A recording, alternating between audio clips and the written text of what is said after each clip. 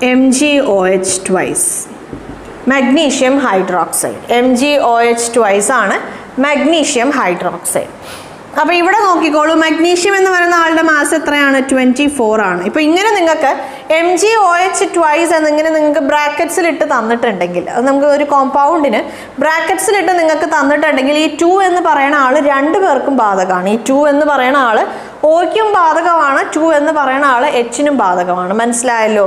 അപ്പോൾ ഇവിടെ നോക്കിക്കോളൂ, O എത്ര ആറ്റം ഉണ്ട്? ഒരു ഓക്സിജൻ ആറ്റത്തിൻ്റെ മാസ് എന്ന് പറയുന്നത് 16 ആണ്, 2 ആറ്റം ഉണ്ട്. അതേപോലെ ഒരു ഹൈഡ്രജൻ ആറ്റത്തിൻ്റെ മാസ് എന്ന് പറയുന്നത് 1 ആണ്, 2 ആറ്റം ഉണ്ട്. മനസ്സിലാക്കുക, ബ്രാക്കറ്റ്സ് ഇട്ട് നിങ്ങൾക്ക് തന്നിട്ടുണ്ടെങ്കിൽ അത് അതിൽ അടങ്ങിയിട്ടുള്ള എത്ര ആറ്റംസ് അതിനകത്ത് ഉണ്ടോ അതിന് മുഴുവനും അത് ബാധകമാണ്. ഇപ്പോൾ സേ ഫോർ എക്സാമ്പിൾ ബൈകാർബണേറ്റ്, ഞാൻ വേറൊരു എക്സാമ്പിൾ എഴുതാം. കാൽഷ്യം ബൈകാർബണേറ്റ് എന്നൊരു